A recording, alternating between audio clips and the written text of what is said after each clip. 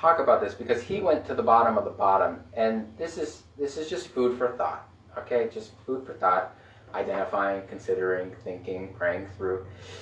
When you read the verses that talk about this prayer, this praise, this worship, we see that he essentially sunk to the bottom, because we see that he's at the bottom of the mountains. We see that he's at the bottom of the ocean. We see that he's entangled by seaweed and things like that.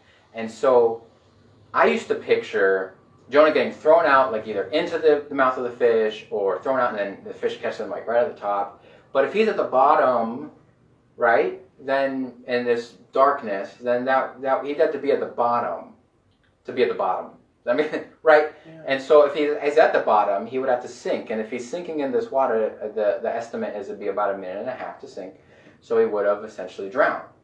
And so if this is all, and you could interpret it different ways, right? So this is all food for thought. So at that point is when the fish snatch him up. That to me makes a lot of sense. And if that were the case, maybe there is some sort of, if this prayer was being prayed along the fall, and he's in Sheol, which is another word for, hell.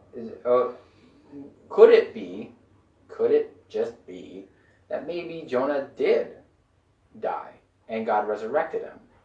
It would make a lot more sense that Jesus referred to himself as Jonah if Jonah had momentarily lost his life and God resurrected him upon being spat out. Anyway, just food for thought. I'm not trying to throw some theological thing at you. Just to think. Just to identify. Read the scriptures and say, God, like, how can I see that? Like, I've seen this, I've read this 1,000 times. Is there something I'm missing here? It's like, oh, okay, so he did go all the way down, so it could have been, and then just go from there. If it helps you with the story, great. If it doesn't, throw it down,